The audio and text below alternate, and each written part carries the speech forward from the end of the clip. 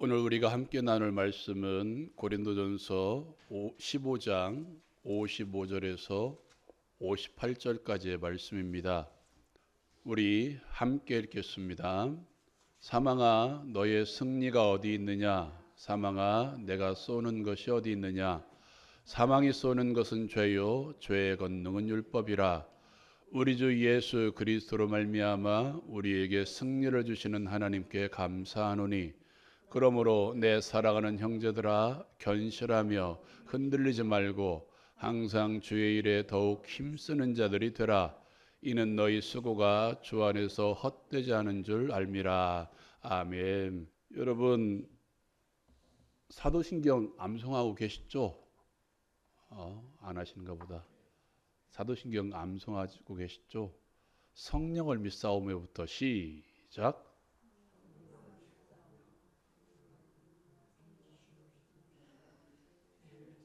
그 다음 몸이 다시 사는 것과 영원히 사는 것을 믿사옵나이다. 아멘. 이 사도신경이 우리의 신앙의 고백인데 그 마지막 고백이 이것입니다. 몸이 다시 사는 것과 영원히 사는 것을 믿사옵나이다. 이 고백입니다.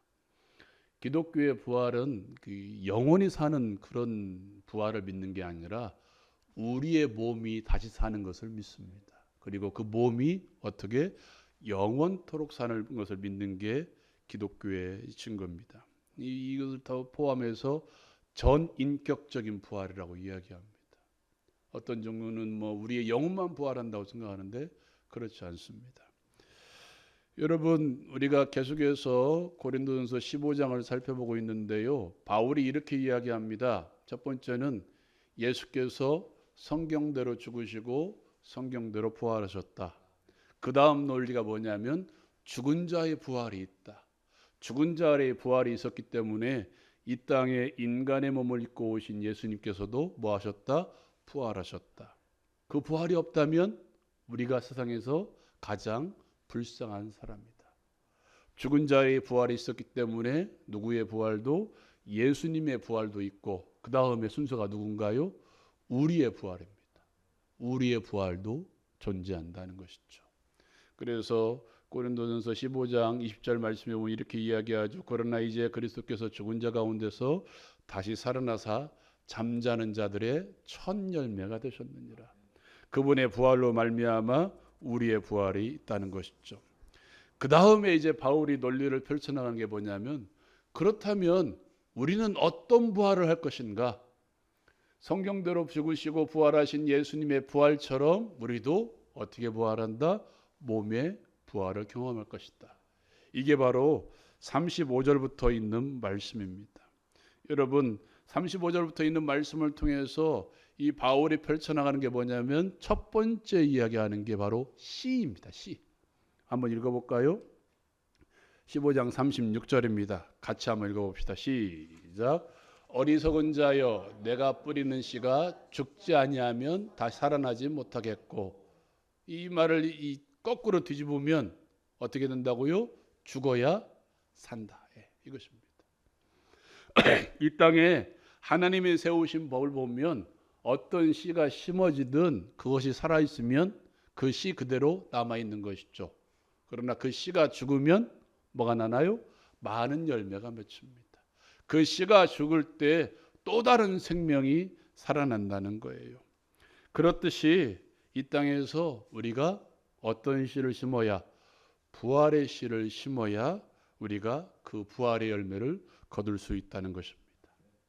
그렇다면 그 부활의 씨가 뭐냐? 믿음입니다. 믿음. 어떤 믿음입니까? 창세기부터 시작되는 하나님의 말씀을 어디까지? 계시록까지 믿는 것이죠. 창세기의 이 말씀이 무엇입니까? 창조주 하나님이십니다. 마지막 계시록의 말씀에 등장하는 우리 예수님은 어떤 분이십니까? 재림하실 예수 그리스도. 세상을 만드신 그 하나님께서 장차 이 하나님의 나라를 이루기 위해서 이 땅에 재림할 것이라는 그 믿음이 우리 가운데 있어야 된다는 거예요. 오늘 이 말씀 속에 들어가 보면 고린도전서 15장에 등장하는 이 하나님은 어떤 하나님입니까? 죽은 자의 부활을 믿으며 그리스도의 부활을 믿으며 그리스도의 부활이 곧 누구의 믿음? 나의 부활이라는 것을 믿는 거예요. 부활의 씨를 심는다는 것은 결국 이것입니다. 죽은 자의 부활을 믿으며 그 다음 그리스도의 부활을 믿으며 또한 누구도 나도 부활할 수 있다는 것을 믿는 것입니다. 여러분, 그 믿는 믿음이 바로 부활의 씨입니다. 바울 사도는 이렇게 이야기합니다. 한번 읽어볼까요? 시작. 형제들아, 내가 그리스도 우리 주 안에서 가진 바 너희에 대한 나의 자랑을 두고 단언하노니 나는 날마다 죽노라. 여러분, 바울 사도가 왜 날마다 죽노라라고 선언했습니까? 죽음이 있기 때문에 나는 뭐 할 것이다? 부활할 것이다. 이 땅에서 나는 날마다 그리스도를 위해서 죽는 삶을 사는 이유가 무엇이냐? 그 죽음의 삶을 회복시켜줄 무엇이 있기 때문에? 부활이 있기 때문에. 그래서 고린도후서에 보면 이렇게 이야기합니다. 같이 한번 읽어볼까요? 시작. 우리가 항상 예수의 죽음을 몸에 짊어짐은 예수의 생명이 또한 우리 몸에 나타나게 하려 함이라. 우리 살아있는 자가 항상 예수를 위하여 죽음에 넘겨짐은 예수의 생명이 또한 우리 죽을 육체에 나타나게 하려 함이라. 아멘. 이것이죠. 날마다 죽노라라는 말은 예수를 위해서 어떤 죽음이든지 감당하겠다는 거예요. 이게 사도 바울의 믿음이죠. 이 믿음이 사도 바울에게서 비롯됐습니까? 아니요. 예수님이 우리에게 너무 잘 아는 말씀 우리에게 주셨죠. 마태복음 16장 24절 말씀 같이 한번 읽어볼까요? 시작. 예수께서 제자들에게 이르시되 누구든지 나를 따라오려거든 자기를 부인하고 자기 십자가를 지고 나를 따를 것이니라. 아멘. 십자가를 진다는 게 무슨 말인가요? 죽으라는 얘기예요. 누구를 위해서? 예수를 위해서. 예수를 위해서 죽음까지 각오하라는 것입니다. 그래서 계시록에 보면 이렇게 이야기하죠. 내가 죽도록 충성하라. 그리하면 뭐 할 것이다? 내가 생명의 관을 너에게 줄 것이다. 이런 말입니다. 네가 죽도록 충성하면 내가 어떻게 하겠다? 살려주겠다. 믿음이란 결국 예수를 따라가기 위해서 나 자신을 부인하고 내 속사람을 부인하고 나를 드러내는 삶을 부인하고 십자가를 지고 예수를 따르는 거예요. 십자가를 지면 하나님께서 예수를 살려주셨듯이 우리를 살려주실 줄로 믿습니다. 죽어야 삽니다. 죽어야 살아요. 또 하나 기억해 두겠습니다. 각각의 형체가 다르다는 거예요. 부활의 몸도 다르다는 것입니다. 대부분의 식물이 죽으면 그 씨앗 그대로 나온 것이 아니죠. 여기 농사 다 안 지어봤겠구나. 농사 지어본 분 계시죠? 네. 씨를 심으면 어떻게 되나요? 그 씨 모양으로 나오나요? 아니죠. 그 씨는 속에 감춰져 있고 또 다른 열매가 맺혀지죠. 호박씨를 심으면 호박이라는 열매가 맺혀지고요. 각각의 형체가 다릅니다. 또한 이 땅의 모든 형체들도 다 다르죠. 바울 사도는 이렇게 이야기합니다. 한번 읽어볼까요? 시작. 육체는 다 같은 육체가 아니니 하나는 사람의 육체요, 하나는 짐승의 육체요, 하나는 새의 육체요, 하나는 물고기의 육체라. 이 땅의 모든 형체가 다 다르죠. 그렇다면 이 땅에 우리가 가지고 있는 형체와 하늘의 형체도 뭐하다? 다르다. 읽어볼까요? 시작. 하늘에 속한 형체도 있고 땅에 속한 형체도 있으나 하늘에 속한 것의 영광이 따로 있고 땅에 속한 것의 영광이 따로 있으니. 아멘. 네. 이 땅에 우리 몸과 다른 하늘의 형체가 우리를 기다리고 있습니다. 오늘 말씀에 보면 뭐라고 이야기해요? 형체라고 이야기해요. 형체라는 말은 우리의 눈에 볼 수가 있다는 거예요. 우리의 영혼은 눈에 보이지 않죠. 우리의 영혼은 눈에 보이지 않아요. 하늘에 우리의 영혼만 올라간다면 우리는 다 볼 수가 없을 거예요. 근데 바울은 하늘에 형체가 있다. 우리의 눈에 볼 수 있는 형체가 있다라고 선언하고 있습니다. 좀 길지만 같이 한번 읽어볼까요? 시작. 죽은 자의 부활도 그와 같으니 썩을 것으로 심고 썩지 아니할 것으로 다시 살아나며 욕된 것으로 심고 영광스러운 것으로 다시 살아나며 약한 것으로 심고 강한 것으로 다시 살아나며 육의 몸으로 심고 신령한 몸으로 다시 살아나느니 육의 몸이 있은즉 또 영의 몸도 있느니라. 아멘. 사랑하는 여러분, 이 말씀을 믿으시기 바랍니다. 죽은 자의 부활도 그와 같으니 이 육신에 썩어질 것으로 심으면 하나님께서 썩지 아니할 것으로 다시 만들어 주십니다. 오늘 말씀에 있는 것처럼 욕된 것으로 심으면 영광스러운 것으로 다시 살아나게 합니다. 부활을 경험하기 위해서 이 약한 몸을 주를 위해서 심으면 강한 것으로 다시 태어나게 하며 이 육의 몸을 주의 영광을 위해서 살아간다면, 부활을 믿고 십자가를 지고 살아간다면 신령한 몸으로 다시 살아나게 하실 것입니다. 왜 그렇습니까? 읽어봅시다. 시작. 기록된 바 첫사람 아담은 생명이 되었다 함과 같이 마지막 아담은 살려주는 영이 되었나니. 아멘. 마지막 아담은 예수님을 말합니다. 예수님은 우리를 살려주는 영이십니다. 여러분, 하나님의 전능하심을 믿습니까? 하나님의 전능하심을 믿는다면 우리가 제일 먼저 믿어야 할 게 창조주 하나님이십니다. 세상을 말씀으로 만드시고 우리의 육체를 손수 빚어서 만드시고 그 코에 생기를 불어넣으셔서 생명이 되게 하신 하나님의 능력, 흙인 우리를 생명을 불어넣으셔서 하나님의 형상을 불어넣으셔서 생명의 역사로 만들으신 하나님의 능력이라면 장차 부활할 때 우리에게 또 다른 생명을 주시지 않을까요? 창조주 하나님이라면 우리를 능히 부활하실 수 있게 하지 않으실까요? 영혼만이 아니라 우리의 육체를 또 다른 형체로 만들어내지 않으실까요? 여러분, 주께서 우리를 살려주십니다. 주께서 우리를 새 생명으로 살려주십니다.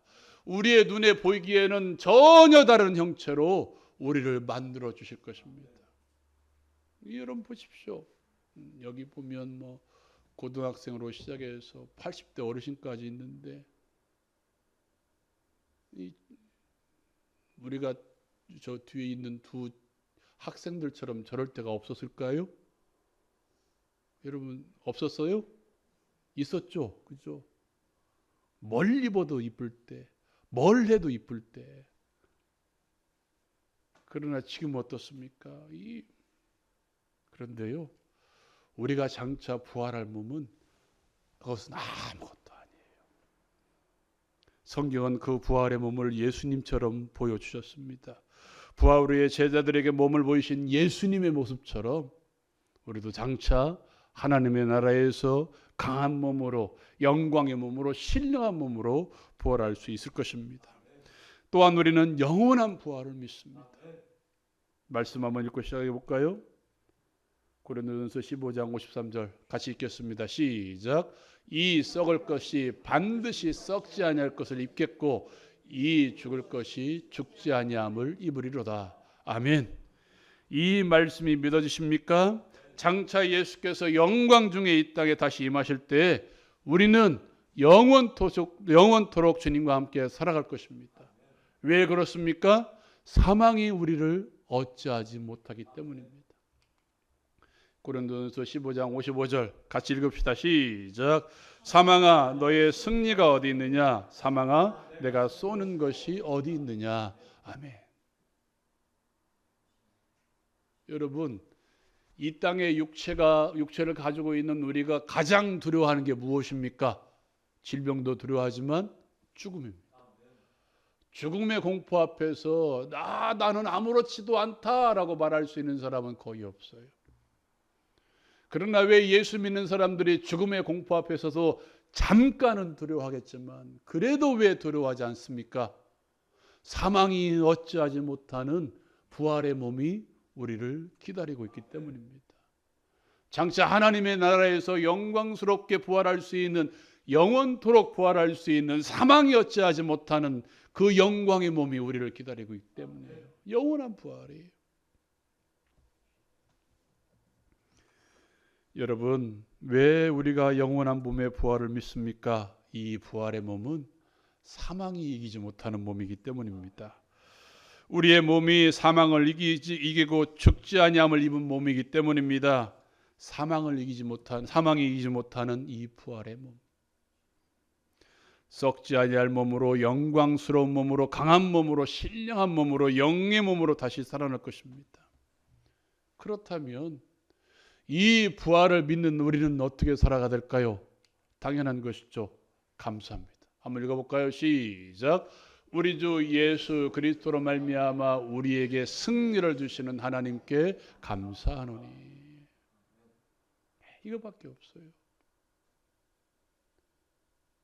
여러분, 누가 나를 다시 살려줘요? 그 예수 믿는다는 그 이유 하나만으로 영원한 몸을 나에게 주시는데 이것보다 감사할 일이 무엇이 있겠습니까? 이 썩을 몸을 썩지 아니할 몸으로 바꿔주시는 예수님이 나에게 오셨는데 그 예수님 믿는다는 그 이유 하나만으로 영광스럽게 나를 변화시켜 주는데 내가 감사하지 못할 일이 무엇이 있을까요? 이 땅에 잠깐 어려움이 나를 감사하지 못하게 하고 있습니까? 이 땅에 잠깐의 질병이 나를 감사하지 못하게 했습니까? 여러분, 영광의 몸이 우리를 기다리고 있습니다. 강한 몸이 우리를 기다리고 있습니다. 부활의 영광이 우리를 기다리고 있어요. 그렇다면 이 땅에서 우리가 감사하지 못할 일은 하나도 없습니다. 말씀 한번 더 읽어볼까요? 같이 읽겠습니다. 시작. 그러므로 내 사랑하는 형제들아, 견실하며 흔들리지 말고 항상 주의 일에 더욱 힘쓰는 자들이 되라. 이는 너희 수고가 주 안에서 헛되지 않은 줄 알미라. 아멘. 이것을 알았기에 바울 사도는 뭐라고 우리에게 고백하고 있습니까? 나는 날마다 죽노라. 그리스도의 남은 고난을 내 육체에 채우노라. 내가 다른 사도들보다 더 많이 수고했지만 내가 아니라 이 수고하게 하시는 일은, 이 모든 수고는 나와 함께 하신 누구의 은혜다? 하나님의 은혜다. 이 머리와 가슴 속에 부활의 영광으로 가득 채웠던 이 사도 바울은 온전히 나는 날마다 죽노라. 그리스도의 남은 고난을 내 육체에 채우노라. 나와 함께 하신 하나님의 은혜다라고 살아갔습니다. 여러분, 우리에게 전인격적인 부활을 주실 하나님의 은혜에 감사하며 우리 할 일은 이 말씀에 있는 것처럼 어떻게 항상 주의 일에 더욱 힘쓰는 자들이 되라. 나에게 주어진 모든 일들이 이 교회 안에서뿐만 아니라 세상이라는 우리가 속되다고 말하는 저 세상에서도 나에게 주신 그 일들을 주의 일이라 생각하며 힘쓰는 자들이 되기를 주의 이름으로 축원드립니다. 직장이든 가정이든 내 일터든 상관없어요. 나에게 주신 모든 일들은 다 누구의 일이다? 주의 일이다. 이 마음으로 주의 일에 힘쓰므로써 장차 임할 그 나라를 기대하며 살아갈 수 있는 우리 모두가 되기를 주님의 이름으로 축원드립니다. 사랑하는 여러분, 우리 말씀 생각하면서 우리 함께 기도합시다. 우리의 부활은 몸의 부활입니다. 이 썩어질 몸의 부활이 아니라 썩지 아니할 몸으로, 영광스러운 몸으로, 강한 몸으로, 신령한 몸으로, 영의 몸으로 우리는 부활할 것입니다. 사망이 어찌하지 못하는 몸으로 우리를 부활할 것입니다. 이제는 그 부활을 주신 하나님께 감사하며 살겠노라고 다짐하며 기도합시다. 항상 기뻐하라, 쉬지 말고 기도하라, 범사에 감사하라고 말씀하셨습니다. 나에게 주어진 모든 일들이 다 감사할 일들입니다. 때로는 어려움이 찾아올 수 있습니다. 때로는 질병이 찾아올 수 있습니다. 때로는 마음의 무거운 짐들이 찾아올 수 있습니다. 그러나 그 모든 것들이 나에게 주어질 부활의 몸과는 비교할 수 없는 것입니다. 장차 임할 부활의 몸을 기대하며 우리의 어려움 가운데서도 감사할 수 있는 마음 달라고 기도합시다. 또한 더욱 주의 일에 힘쓰는 자들이 되게 달라고 기도합시다. 교회 안에서 주어진 일뿐만 아니라 세상 가운데서 나에게 주어진 일들, 학생이면 학생, 그리고 직장인이면 직장인, 사업하는 이들이면 사업하는 그 모든 일들이 주의 이름을 기억하며 힘을 다하게 달라고 이 시간 기도합시다. 여러분 육체의 질병 가운데 있습니까? 마음에 무거운 짐들 있습니까? 놓고 기도합시다. 이 땅에서도 이 모든 짐들이 벗어지는 부활을 경험하게 달라고 기도합시다.